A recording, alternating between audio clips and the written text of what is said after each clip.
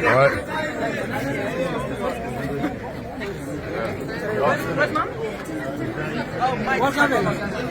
Alla nu.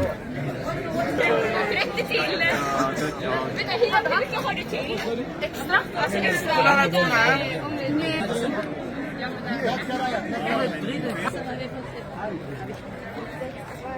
men